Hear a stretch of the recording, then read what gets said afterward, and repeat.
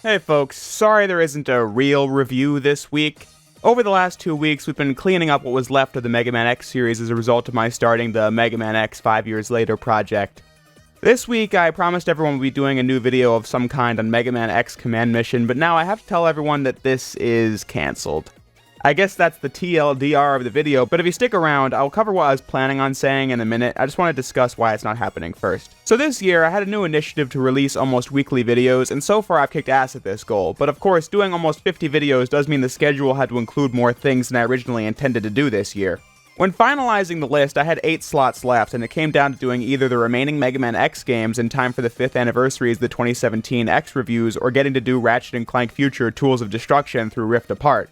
And when the underwhelming results of the Spider-Man videos came in, I decided I'd go with Mega Man, since it's an established topic people love on my show, and the 2017 X reviews were only going to turn 5 years old once, so I might as well do this project now before I move on to other Mega Man series in the future.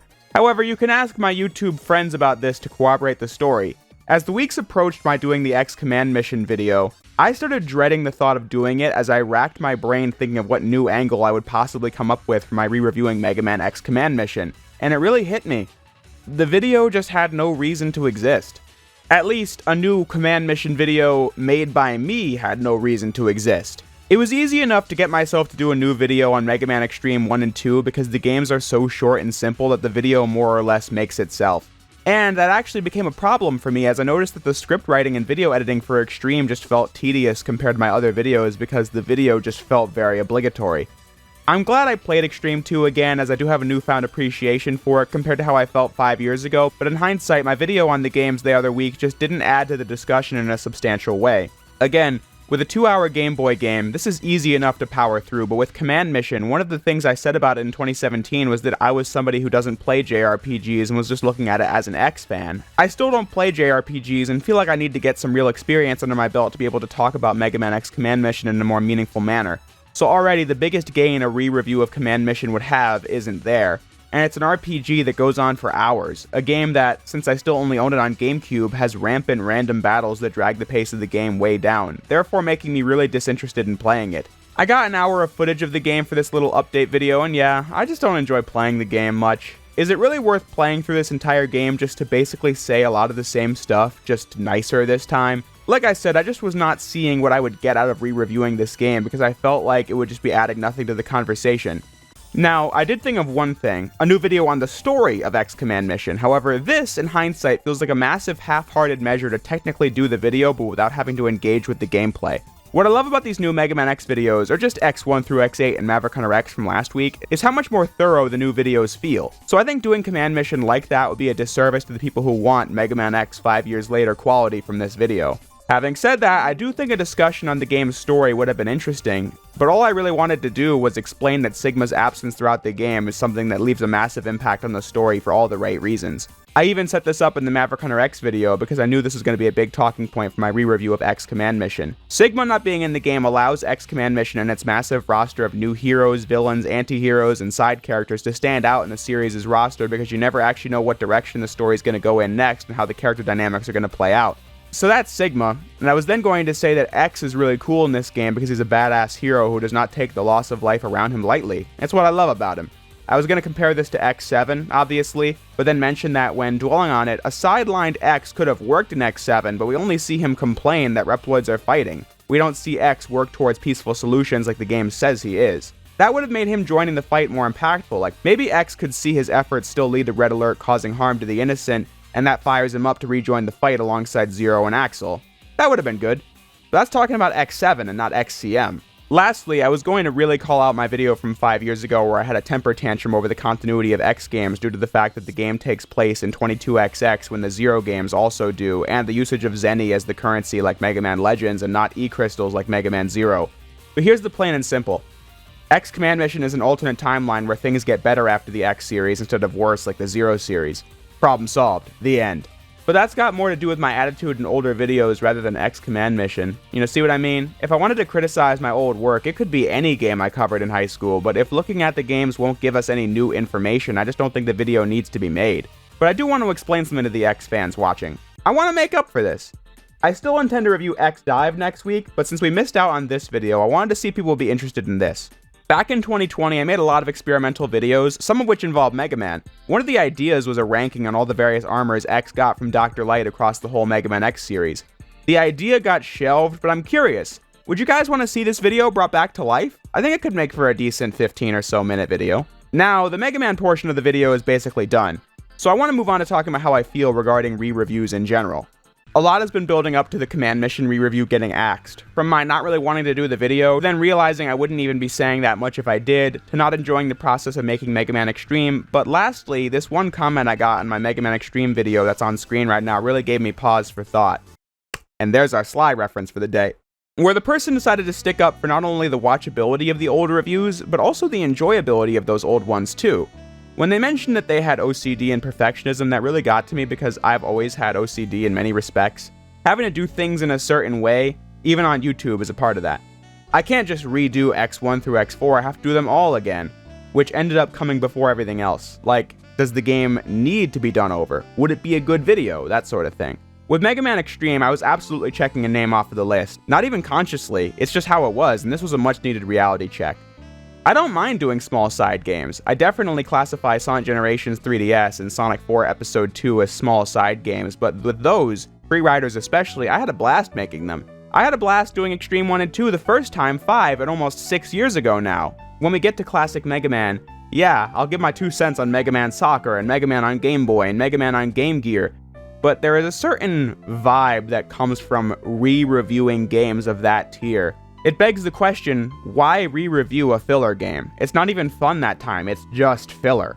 Although I don't seek perfection in my work, even now little flaws still sneak through the cracks, like this one part in the new X7 video where the footage wasn't zoomed in all the way for like 7 seconds at the end.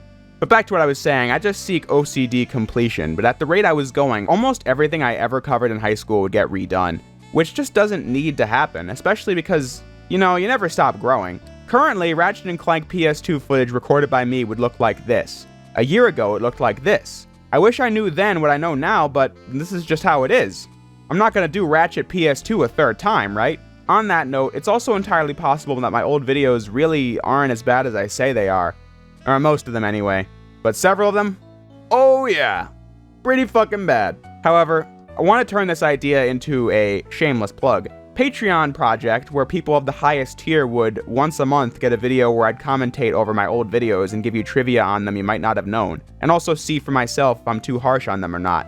It might take time, but I definitely want to do this. Now, having said all that, what does that mean for re-reviews? Well, like I said, if you feel more can be done, I don't see the harm.